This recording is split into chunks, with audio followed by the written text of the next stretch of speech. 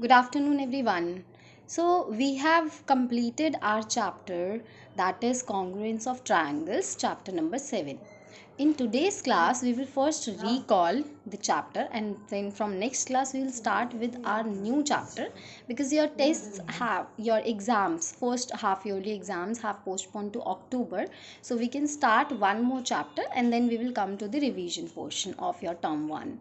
But before that, we will revise chapter number 7 that is Congruence of Triangle in today's class. Let's start. So let's start with the congruence first कि congruence होता क्या है. Before that हमने ये PDF already करा हुआ है when we started the chapter. Now we are coming to the revision, so we can do it again. So congruence क्या होता है? The relation of two objects being congruent is called congruence. ठीक है, congruence is basically the relation है, but congruent क्या होता है? जब दो shapes या दो objects हर तरीके से मीन्स दो चीज़ें मैथमेटिकली अगर हम देखें तो दैट मीन्स दो चीज़ें, that is shape and the size, इन दोनों एस्पेक्ट से अगर सेम हो तो it means those two objects और the shapes are congruent. Congruency हम दोनों टाइप के ऑब्जेक्ट्स में अप्लाई कर सकते हैं, that is two dimensional shape में भी अप्लाई कर सकते हैं हम. Two dimensional shape it means the plane shapes just like the rectangle, leaves हो गई वो प्लेन शेप होती हैं, कॉइन्स हो गई प्लेन शेप्स होती हैं, पेपर शीट्स हो गई, इन सब पे हम अप्लाई कर सकते हैं. And three dimensional shapes also. Three dimensional shapes इसका मतलब होता है दैट इज़ सॉलिड शेप्स, जैसे हमारी ग्लासेस हो गए, अलमीरा हो गया, बुक्स हो गई, टेडी बेयर हो गया, इन सब में भी हम कॉन्ग्रुएंसी अप्लाई कर सकते हैं. I mean they also can be congruent. Then आते हैं हम measures of plane figures. Measures of plane figures में अगर हम देखें तो बेसिकली यहाँ पे तीन चीज़ें होती हैं किसी भी प्लेन शेप के बारे में अगर हम बात करें, that is side, angles and curved sides. ठीक है, तो इन ये तीन मेजर्स होते हैं जिनको हम मेजर करते हैं. बेसिकली हम जिस चीज़ से पता करते हैं इन चीज़ों को हम मेजर कर सकते हैं. Side means line segment, angle and curved side भी होती हैं, जैसे सर्कल हो गया या सेमी सर्कल हो गया, इन सब में कर्व्ड साइड्स भी होती हैं. अगर हम यहाँ पे देखें तो ये दोनों ट्रायंगल ABC PQR के कॉन्ग्रुएंट है. तो अब यहाँ पे इसका मतलब क्या है कि इसकी सारी कॉरेस्पॉन्डिंग साइड्स मतलब जैसा हमने पहले भी बोला था कि अगर मैं इस ट्रायंगल को, इस PQR ट्रायंगल को इस ABC ट्रायंगल के ऊपर रख दूँ तो ये इसको ओवरलैप कर देगा. सिमिलरली ABC PQR को ओवरलैप कर देगा. तो इसका मतलब ये है कि ये दोनों ट्रायंगल्स कॉन्ग्रुएंट है, लेकिन क्या मैं इसको किसी भी पोजीशन में इसके ऊपर रखूँ तो हर पोजीशन में ओवरलैपिंग होगी? नहीं होगी, एक पर्टिकुलर पोजीशन में ही ओवरलैपिंग होगी. What does it mean? कि इसका मतलब है कि हम जब कॉरेस्पॉन्डिंग पार्ट्स को जब हम दूसरे कॉरेस्पॉन्डिंग पार्ट के ऊपर रखेंगे तभी ओवरलैपिंग होगी. तो यहाँ पे हमें कॉरेस्पॉन्डिंग पार्ट्स का पता होना बहुत ज़रूरी है. जस्ट लाइक कि AB is equals to PQ, इसका मतलब है कि अगर मैं PQ वाली साइड को AB वाली साइड के ऊपर रखती हूँ तो ओवरलैपिंग हो सकती है. सिमिलरली ना कि मैं AB को QR के ऊपर रखूँगी या फिर AB को PR के ऊपर रखूँगी तो ओवरलैपिंग नहीं होगी, दैट विल बी रॉन्ग और समथिंग एल्स. ठीक है, उस केस में हमें दोनों ट्रायंगल्स का कुछ कुछ पोर्शन ज़रूर नज़र आएगा.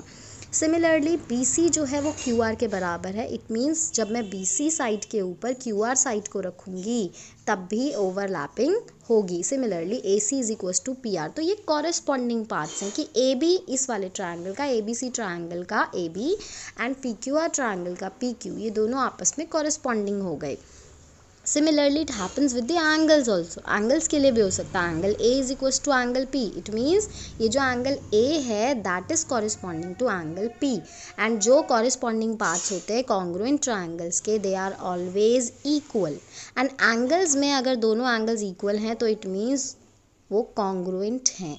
ये ध्यान रखना है, हमेशा याद रखना है. दो एंगल्स अगर इक्वल हैं it means they are congruent also. Similarly अब हम यहाँ पे बोल सकते हैं कि ट्रायंगल ABC ट्रायंगल PQR के कॉन्ग्रुएंट है। नेमिंग भी बहुत इंपॉर्टेंट है। नेमिंग कैसे इंपॉर्टेंट है, अगर A जो है वो P के इक्वल है, इट मीन्स अगर मैंने A को फर्स्ट पोजीशन पे लिखा है तो P को भी मैं फर्स्ट पोजीशन पे लिखूंगी जब मैं PQR का नेम लिख रही होगी। सिमिलरली अगर मैंने B जो है वो Q के इक्वल है तो B को अगर मैंने सेकेंड नंबर पे लिखा है तो Q को भी मैं सेकेंड नंबर पे ही लिखूंगी। And third is angle C, अगर C को मैंने थर्ड नंबर पे लिखा है तो R को भी मैं थर्ड नंबर पे ही लिखूंगी। So this is how we name the triangles. हम ट्रायंगल्स को, कॉन्ग्रुएंट ट्रायंगल्स को हम इस तरीके से नेमिंग करते हैं। अब अगर हम आएँ तो जैसा हमने पढ़ा है कि क्या मुझे ज़रूरत है कि all the 6 measures should be known to me, मतलब मुझे सारे 6 के 6 मेजर्स पता होने चाहिए तभी मैं बता पाऊँगी कि वो दोनों ट्रायंगल्स कॉन्ग्रुएंट है या नहीं है। क्या उससे कम मेजर्स में मेरा काम नहीं चलेगा? बिल्कुल चलेगा। ठीक है, देयर आर सम कॉम्बिनेशंस जिनको देखकर हमें बाकी के 3 मेजर्स की ज़रूरत नहीं पड़ेगी, सिर्फ उन्हीं 3 मेजर्स से हमें पता चल जाएगा कि okay the 2 triangles are congruent और not. So first is that we call it as a criteria. ठीक है, दैट इज़ अ क्राइटेरिया। तो सबसे पहला जो क्राइटेरिया होता है that is triple S. Triple S means side side side. It means अगर 2 ट्रायंगल्स में हमें कोई एंगल्स नहीं पता है लेकिन हमें तीनों साइड्स पता हैं कॉरेस्पॉन्डिंग, ठीक है, और हम दोनों ट्रायंगल्स की तीनों साइड्स देख के ही बता सकते हैं कि ट्रायंगल्स कॉन्ग्रुएंट है या नहीं है। हमें तीनों एंगल्स, बाकी तीनों एंगल्स की ज़रूरत नहीं है, सिर्फ 3 साइड्स से ही हमारा काम चल जाएगा। उन 3 साइड्स को देखते ही हम बता सकते हैं कि वो दोनों ट्रायंगल्स कॉन्ग्रुएंट हैं या नहीं हैं। Second is the SAS, that is side, angle and side, because the name just like the name कैसा है इसका, साइड है, देन एंगल बीच में है, देन साइड है, SAS क्राइटेरिया।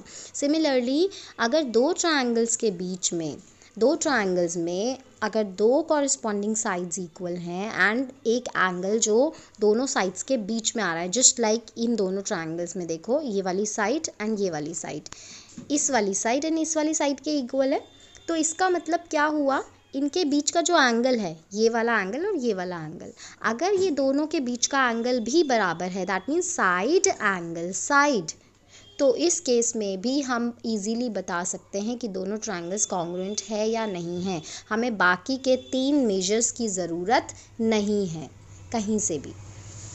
थर्ड जो होता है that is ASA, just like SAS, वहाँ पे 2 साइड्स होती हैं एंड 1 एंगल होता है जो कि दोनों साइड्स के बीच में होता है।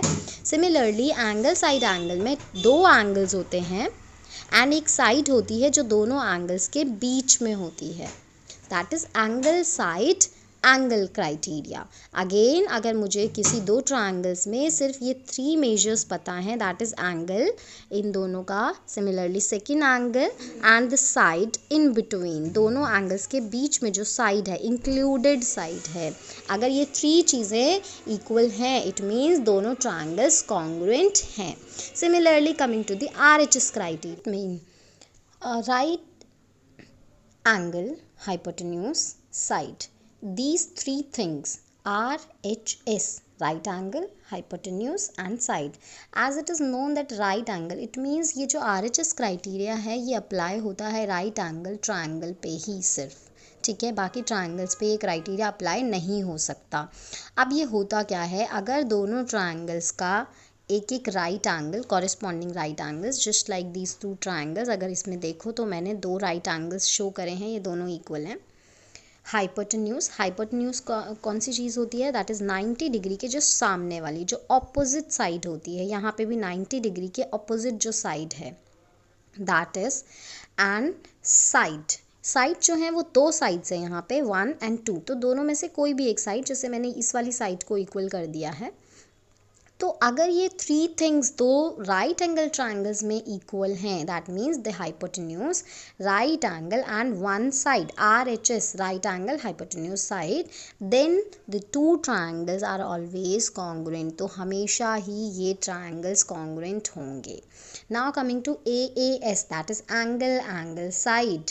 नाउ एंगल एंगल साइड क्या होता है? इट मीन्स अगर हमारे पास कोई दो एंगल्स इक्वल हैं, जस्ट लाइक यहाँ पे एंड यहाँ पे दो एंगल्स इक्वल हैं, एंड हमें कोई एक साइड गिवन है दैट इज़ नॉट इंक्लूडेड, वो साइड जो है वो इंक्लूडेड नहीं है, then also the two triangles are congruent, तब भी दो ट्राइंगल्स कॉन्ग्रुएंट होंगे। Why? Because this is basically the derived criteria. It means अगर हम यहाँ पे देखें, हमें पता है ए दो एंगल्स इक्वल हैं, एंगल सम प्रॉपर्टी की वजह से the third angle will also be equal, ठीक है, बिकॉज तीनों का सम 180 होता है। तो सपोज करो मुझे दो एंगल्स पता है 60 एंड 80, तो दैट मीन्स 140, तो obviously the third angle will be 40 degree, दोनों के लिए 40 डिग्री होगा। So that is indirect way में साइड जो होगी, अब वो जो हमारा नया एंगल आया है साइड, उस वाले एंगल और जो पुराना एंगल था उसके बीच में आएगी side. It means it is indirectly ASA criteria. So अगर कहीं पे हमें दो एंगल्स गिवन हैं and one side which is not included, वो किनारे पर कहीं पे है, then also the triangles are congruent. So these are the 5 criteria congruency का जो हम अप्लाई कर सकते हैं, जिनको देखकर हमें बाकी के 3 मेजर्स की ज़रूरत नहीं होती है। We can easily see that okay the triangles are congruent. So now you can do the worksheet.